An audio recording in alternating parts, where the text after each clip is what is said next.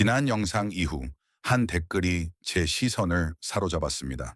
엘라에라는 분이 냉각 효과는 이해하겠는데 겨울에는 어떻게 그 55도 화씨의 공기를 쾌적한 온도로 끌어올리나요? 라고 적어주셨죠. 그래서 저는 직접 찾아보았습니다.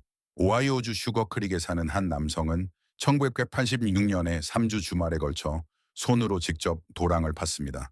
당시 그의 나이는 43세였습니다. 그는 기계 대여료를 내고 싶지 않았습니다. 그해 1월 그의 가스 요금은 한 달에 96달러에서 31달러로 떨어졌습니다. 그는 그것이 우연이라고 생각했습니다. 그래서 3년 동안 더 추적해 보았습니다. 그는 그 이후로 시스템을 업그레이드하지 않았습니다. 오늘날 그의 1월 요금은 인플레이션을 반영하기 전에 명목 화폐 가치로 따져도 1986년보다 낮습니다. 땅이 해낸 일입니다.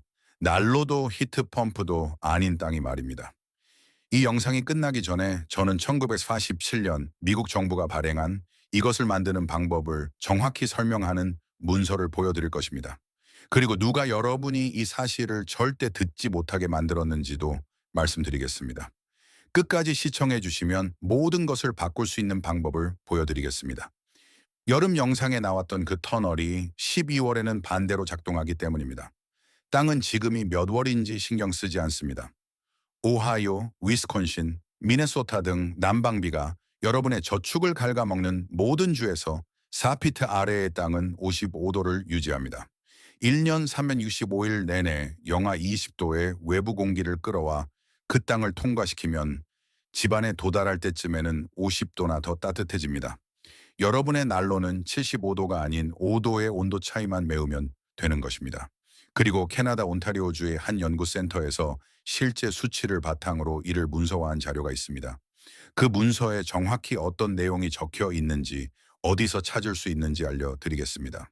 하지만 그 전에 수십 년 동안 이 사실을 알고 있으면서도 여러분이 절대 듣지 못하도록 철저히 막은 사람이 누구인지 말씀드려야겠습니다. 채널을 고정해 주세요.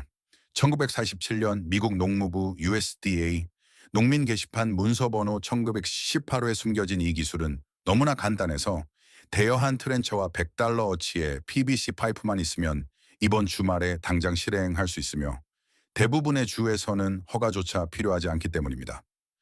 오하이오주 홈스 카운티의 아미시 사람들은 증조부모가 그 카운티에 첫 농가를 지었을 때부터 이 기술에 변형된 형태를 사용해 왔습니다. 그리고 이 기술은 1962년에 지어진 집에서도 작동합니다. 여러분의 집에서도 작동합니다. 이 영상이 끝나기 전에 제가 여러분께 자세히 설명해 드릴 부분이 바로 그것입니다. 오하이오주 밀러스버그 외곽의 한 집을 처음 방문했을 때 저는 우리가 흔히 익숙해져 있는 건조한 난로 열기를 예상하고 들어갔습니다. 하지만 그 대신 제가 느낀 것은 강제 순환식 공기와는 전혀 다른 조용하고 고른 온기였습니다. 저는 처음 10분 동안 복도에 서서 그 온기가 어디서 오는지 이해하려고 했었습니다. 그 집의 주인이자 일라이라는 이름의 연세 지긋한 어르신은 그저 미소를 지으셨습니다. 그는 땅이 곧 난로라고 말했습니다. 저는 그가 바닥 밑에 있는 무언가를 말하는 줄 알았습니다. 하지만 놀랍게도 그는 마당 밑에 있는 무언가를 이야기하고 있었습니다. 이제 여러분의 발밑에서 실제로 무슨 일이 일어나고 있는지 설명해 드리겠습니다. 이 물리적 원리를 이해하고 나면 다시는 가스 요금 고지서를 예전과 같은 시선으로 보지 않게 될 것이기 때문입니다. 흙에는 과학자들이 말하는 열 질량 thermal mass이라는 것이 있습니다. 열을 천천히 흡수하고 천천히 방출하죠. 여름 동안 땅의 표면 몇 인치는 뜨거워지지만 4피트 아래는 온도가 거의 변하지 않습니다. 미국 북부 절반 지역에서 4피트 깊이의 지열은 매달 화씨 50도에서 58도 사이를 유지하며 외부의 열기는 그 깊이까지 침투하지 못합니다. 4피트 깊이의 흙은 본질적으로 절대 고갈되지 않고 변동하지 않는 열 배터리입니다. 자, 이것이 1월에 어떤 의미를 갖는지 생각해 보십시오. 여러분이 집을 난방하려고 하는데 밖의 공기가 8도입니다. 난로는 그 8도의 공기를 끌어들이고 집안을 70도로 만들기 위해 62도의 온도 차이를 메워야 합니다. 그리고 그 62도의 차이를 메우는 모든 BTU 영국 열량 단위마다 돈이 듭니다. 하지만 그 공기가 집에 도달하기 전에 가로채면 놀라운 일이 벌어집니다. 그 8도의 공기가 파이프로 들어갑니다. 파이프는 55도의 흙으로 둘러싸여 있고 열은 더 따뜻한 물질에서 더 차가운 물질로 이동합니다. 커피가 식고 아이스크림이 녹는 것과 같은 법칙입니다. 따라서 공기가 그 파이프의 길이를 통과할 때쯤이면 땅으로부터 약 47도의 열 에너지를 무료로 흡수한 상태가 됩니다. 그래서 이제 여러분의 난로는 62도가 아닌 15도의 차이만 메우면 됩니다. 이는 문서로 입증된 78%의 난방 부하 감소입니다. 저는 여기서 매우 구체적으로 말씀드리고 싶습니다. 구체성이야말로 단순한 영상과 실제로 사용할 수 있는 정보의 차이를 만들기 때문입니다. 캐나다 온타리오주의 코트라이트 보존센터 Courtright Center for Conservation은 9개의 지중관 (earth-tube를) 설치했습니다. 각각의 길이는 25m이고 약 20m 깊이에 묻혔습니다. 그들은 겨울 전체 주기 동안 유입되는 공기의 온도를 측정했습니다. 외부 공기는 영하 12도 섭씨로 들어옵니다. 지중관을 빠져나오는 공기는 8도 섭씨입니다. 정이나 연소 없이 20도의 수동적 열 상승이 일어난 것입니다. 그리고 이 시스템이 단 한 번도 기대 이하의 성능을 낸 적이 없다는 사실은 여러분의 흥미를 끌 것입니다. 하지만 그것조차 문서화된 사례 중 가장 인상적인 것은 아닙니다. 미네소타주 베미지에 있는 한 집에 대해 말씀드리겠습니다. 베미지는 시베리아 일부 지역과 같은 위도에 위치해 있으며 1월에는 기온이 정기적으로 영하 29도 섭씨까지 떨어집니다. 머릿속으로 변환해보자면 영하 20도 화씨에 해당합니다. 이 바이오 하우스는 지중 공기관 시스템을 주요 환기 및 예열 장치로 사용합니다. 작동 방식은 정확히 이렇습니다. 외부 공기가 영하 29도 섭씨로 들어옵니다. 그리고 지중관 시스템을 빠져나올 때는 영하 4도 섭씨가 됩니다.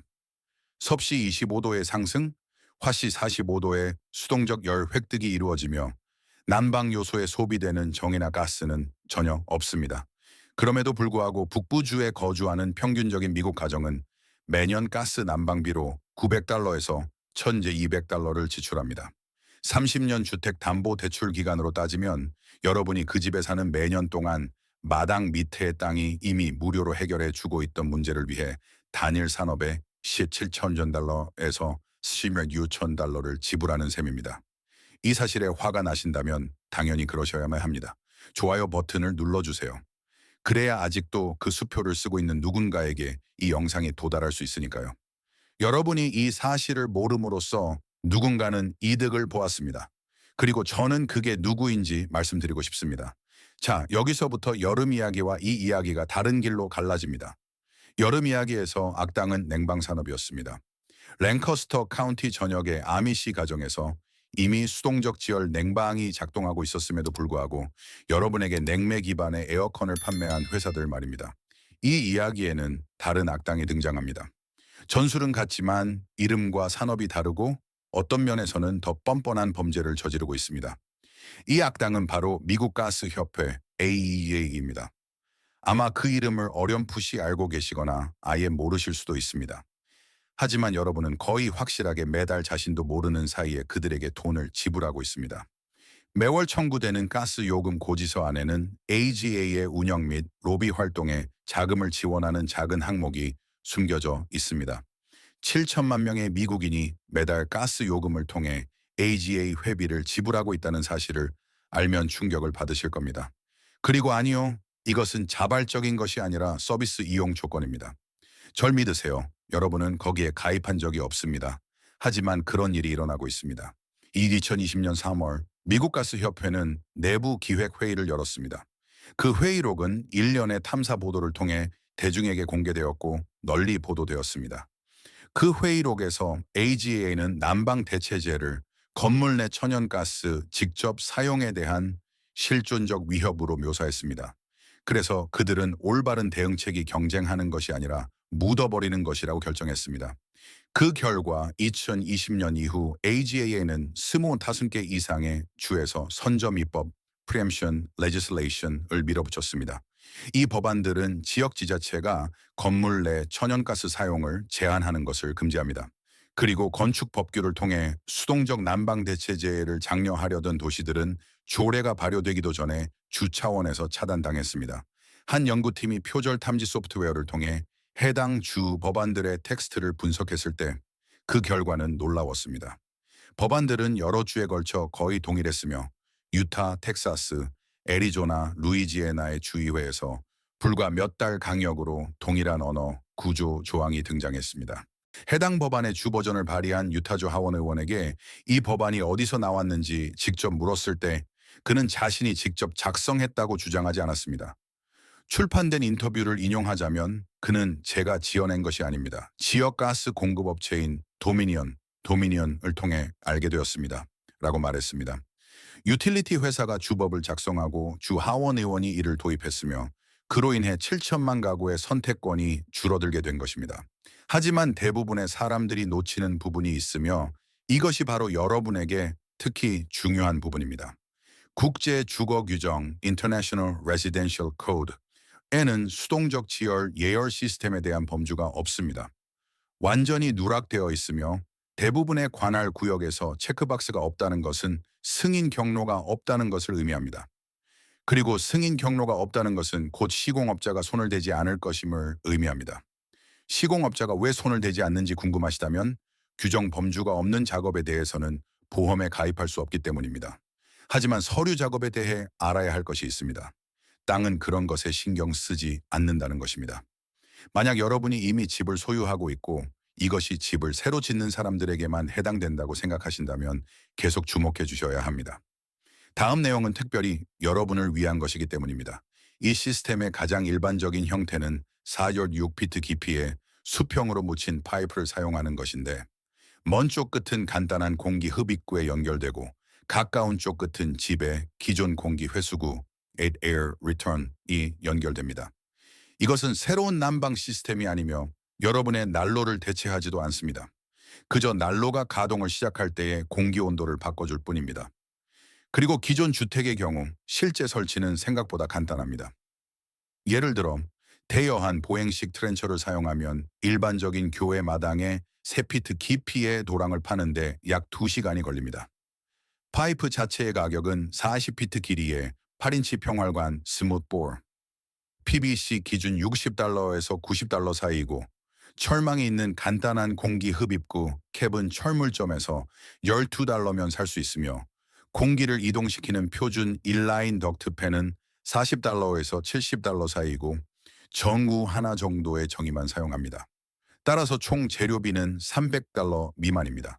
자, 집과의 연결 지점은 약간의 계획이 필요한 유일한 부분입니다. 집에 강제 순환식 시스템이 있다면 가장 쉬운 연결 방법은 차가운 공기, 회수구 Cold Air Return을 연결하는 것입니다. 숙련된 DIY 작업자라면 오후 한나절이면 이 작업을 마칠 수 있습니다. 만약 베이스보드 난방이나 복사 난방을 사용한다면 통합 방식이 약간 다릅니다. 본질적으로 전용 환기 지점에 공급되는 신선한 공기 예비 조절 루프를 추가하는 것입니다. 아미시 사람들은 1980년에 점토 파이프와 손으로 판 도랑으로 이 작업을 수행했기 때문에 결코 복잡하지 않습니다. 성능 차이는 시작 조건에 따라 다릅니다.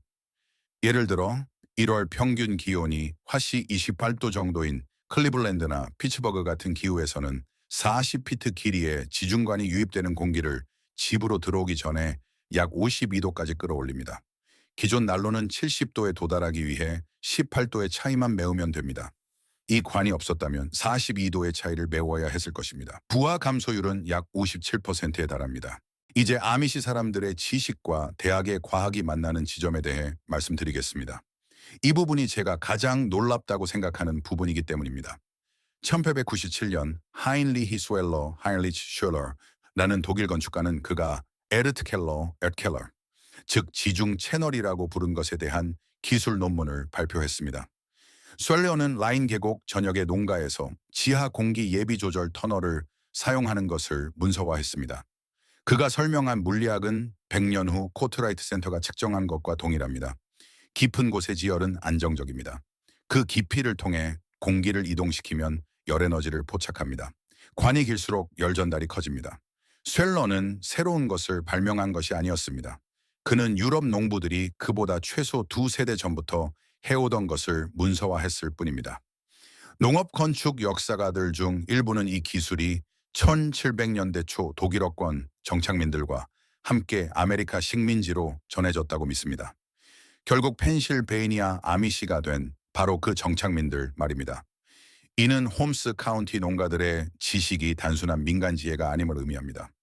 그것은 200년의 문서화된 실적을 가진 응용 물리학입니다. 아미시 사람들은 이것을 우연히 발견한 것이 아닙니다. 그들은 미국 가스 산업보다 한 세기 앞선 전통으로부터 이것을 물려받았습니다. 제가 처음에 언급했던 1947년 USDA 농민 게시판 문서 번호 1918호 농장 건물의 환기 Ventilation of Farm Buildings에는 지하 공기 흡입구에 대한 섹션이 포함되어 있습니다. 여기에는 정확한 구성, 파이프 직경, 매설 깊이, 길이, 요구 사항 및 권장 흡입구 위치가 설명되어 있습니다. 쉬운 언어로 작성되고 미국 농무부에서 발행했으며 국립농업도서관 기록보관소에서 찾을 수 있는 이 시스템을 여러분의 정부는 78년 전에 문서화하고 검증하여 대중이 사용할 수 있도록 발표했습니다. 그러다 1960년 이후에 작성된 모든 주요 건축 가이드에서 조용히 사라졌습니다. 그 사라짐에는 타임라인이 존재합니다. 1950년대 후반부터 1960년대에 걸쳐 미국 중서부 전역으로 천연가스 인프라가 대규모로 확장되면서 파이프라인이 작은 마을까지 도달했고 가스 난로가 주거용 표준 옵션이 되었기 때문입니다. 가스 난방 인프라를 수용하고 장려하기 위해 새로운 건축 법규가 작성되었습니다. 유틸리티 연결도 지속적인 지불도 필요 없는 지하 공기 흡입구는 산업계의 대변자가 없었습니다. 보시다시피 법규, 대화, 가이드에서는 모두 배제되었지만 가장 중요한 한 가지는 배제되지 않았습니다. 그것은 바로 아미시 사람들의 기억입니다. 펜실베이니아주 랭커스터 카운티에는 원래의 점토 파이프 지중 공기 시스템이 그대로 보존된 채 아직도 서 있는 농가들이 있습니다. 그중 일부는 1800년대 초반에 지어졌습니다. 어떤 경우에는 점토가 오래전에 부서졌지만 기초벽, 흡입구, 채널 경로 및 내부와의 연결 지점에는 시스템의 증거가 여전히 남아 있습니다. 아미시 사람들이 고집이나 향수 때문에 이러한 시스템을 보존한 것은 아닙니다. 그들은 이 시스템이 효과가 있고 무료로 운영할 수 있기 때문에 보존했습니다. 제가 이 연구를 시작한 이래로 계속 생각해 온 것이 있습니다. 아미시 사람들은 원칙적으로 기술에 반대하지 않습니다. 그것은 대부분의 외부인들이 가지고 있는 오해입니다. 아미시 사람들이 평가하는 것은 의존성입니다.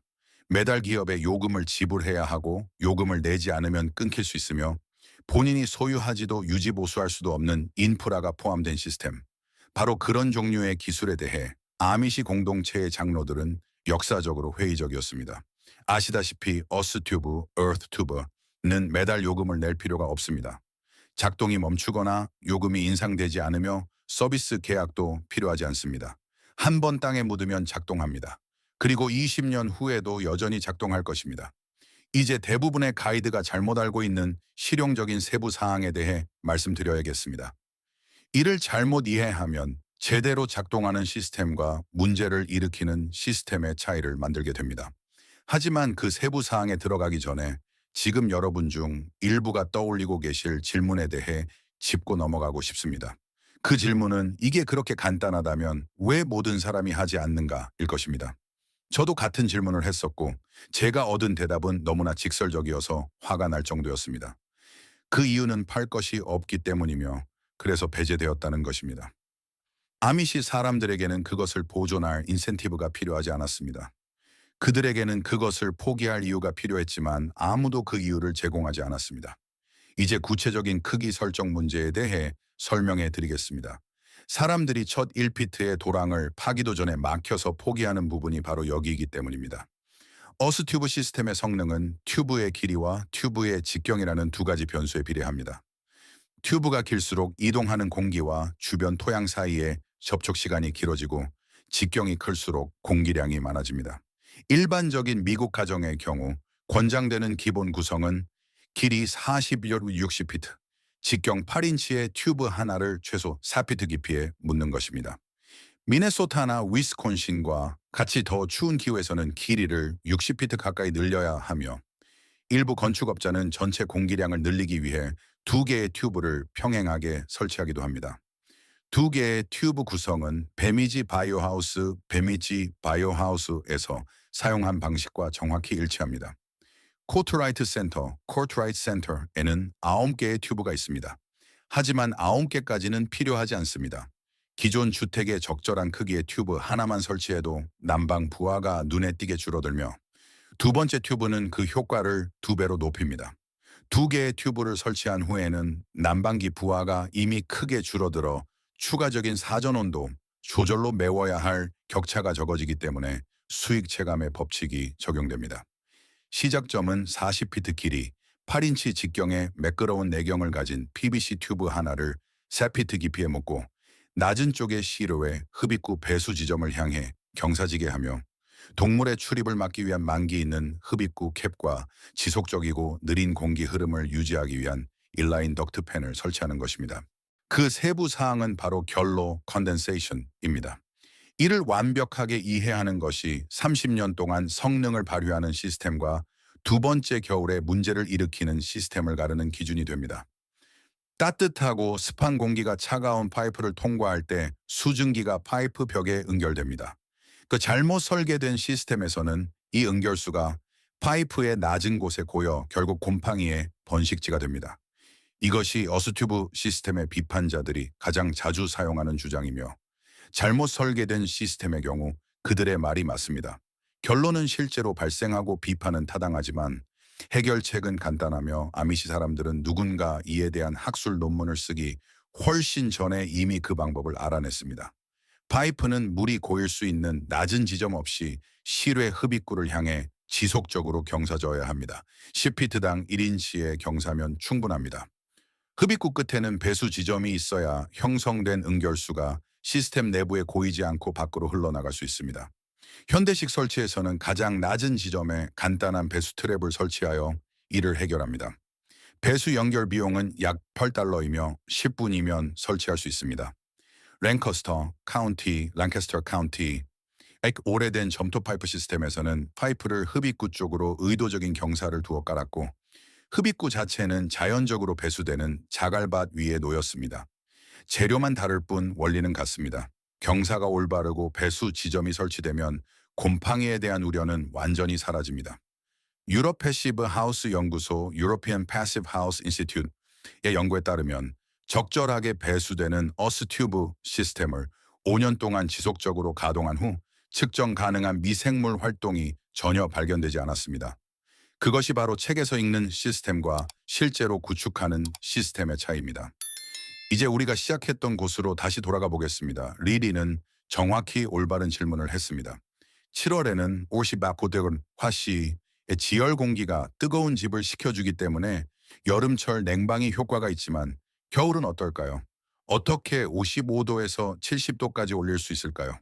단순히 55도의 공기를 펌프질에 넣고 끝내는 것이 아닙니다. 정답은 난방기를 교체하는 것이 아니라 난방기가 시작하는 온도를 바꾸는 것입니다. 이렇게 생각해 보십시오. 난방기는 온도 차이를 줄이는 기계입니다. 그 차이에 1도마다 비용이 듭니다. 격차가 클수록 더 많은 비용을 지불해야 합니다. $300짜리 어스 튜브 시스템은 난방기가 버너를 한 번 가동하기도 전에 그 격차를 40도에서 50도까지 좁혀줍니다. 그런 다음 난방기는 남은 작은 격차를 메웁니다. 여러분은 여전히 집에서 70도의 온도를 얻을 수 있습니다. 여전히 따뜻하고 여전히 편안합니다. 유일하게 변하는 것은 그 온도에 도달하기 위해 지불한 비용뿐입니다. 그리고 문서화된 실제 설치 사례에서의 답은 이전보다 60인을 78% 적은 비용이 든다는 것입니다. 새 집이 필요하지 않습니다. 새로운 허가도 필요하지 않습니다. 존재하지도 않는 건축 법규 범주를 탐색해줄 계약자도 필요하지 않습니다. 여러분에게 필요한 것은 4피트 깊이의 도랑, 40피트 길이의 파이프, 그리고 주말 오후 시간뿐입니다. 오하이오주 슈거크릭에 제가 아는 한 남자가 있는데 그는 1986년에 첫 어스 튜브 시스템을 만들었습니다. 당시 그는 43세였습니다. 그는 기계 대여료를 내기 싫어서 3주 주말에 걸쳐 손으로 직접 도랑을 팠습니다. 첫 겨울인 1월 그의 가스 요금은 한 달에 $96에서 $31로 떨어졌습니다. 그는 그것이 우연이라고 생각했습니다. 그는 3년 동안 더 추적 관찰했습니다. 그는 1986년 이후로 시스템을 업그레이드하지 않았습니다. 1994년에 집을 확장하면서 두 번째 튜브를 추가했을 뿐입니다. 두 개 모두 여전히 작동 중입니다. 현재 그의 1월 가스 요금은 인플레이션을 반영하기 전에 명목 달러 기준으로 1986년보다 더 낮습니다. 그에게 이에 대해 물어본 모든 이웃은 그가 저에게 했던 것과 똑같은 대답을 들었습니다. 땅이 알아서 일합니다. 저는 그런 분들과 주방 식탁에 마주 앉아 이 지식만 알았더라면 내지 않아도 되었을 청구서를 지불하며 보낸 30년의 세월에 대해 얼마나 많이 생각했는지 모릅니다. 좌절감은 현실이지만 다음에 올 결과도 마찬가지로 현실입니다. 그리고 여기 제가 처음에 약속드렸던 내용이 있습니다. 어스튜브에 대해 아는 대부분의 사람들이 한 번도 접해보지 못한 기록 보관소에 묻혀있던 구체적인 사실입니다. 1979년 겨울 뉴멕시코 태양 에너지 연구소 뉴멕시코 솔라 에너지 인스티튜트 소속의 존 바나드라는 연구원이 있었습니다. 이 기관은 카터 행정부 시절 잠시 연방자금을 지원받았다가 1981년에 자금 지원이 중단된 곳이었습니다. 그는 리오 그란데 밸리에서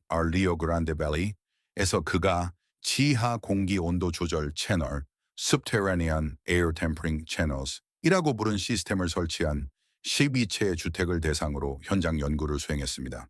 1980년 2월에 주거용 건축의 패시브 열 조절, 현장 측정 및 설계 매개 변수 Passive Thermal Conditioning in Residential Construction, Field Measurements and Design Parameters 라는 제목으로 발표된 그의 보고서는 40년 후 패시브 하우스 연구자들이 확인했지만 그의 자금 지원이 사라지면서 조용히 묻혀버린 사실을 기록하고 있었습니다. 바너드는 어스튜브가 첫 번째 겨울보다 두 번째와 세 번째 겨울에 눈에 띄게 더 나은 성능을 발휘한다는 것을 발견했습니다. 자연적인 평균 온도에서 시작하는 주변 토양은 시간이 지남에 따라 시스템을 통과하는 공기에 서서히 적응합니다.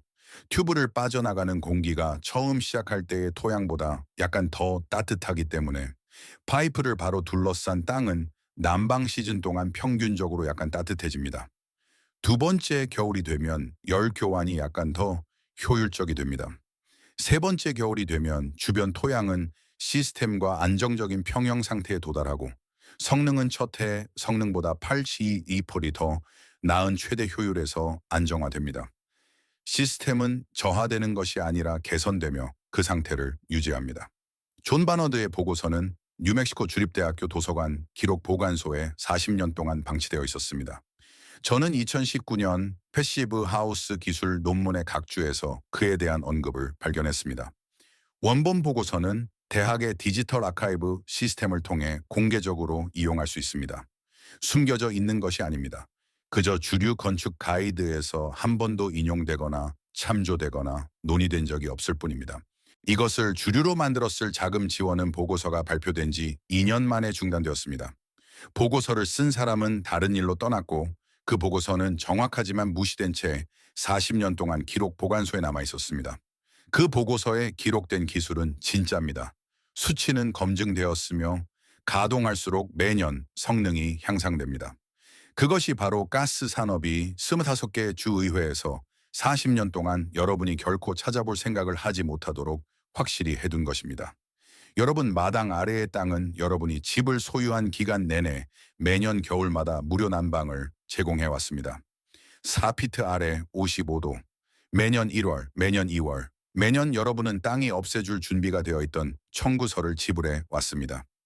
만약 여러분이 누군가의 수익을 보호하기 위해 진짜 지식이 조용히 배제되었다고 믿는 부류의 사람이라면 여러분은 이미 아미시 사람들이 200년 전에 이해했던 것을 이해하고 있는 것입니다.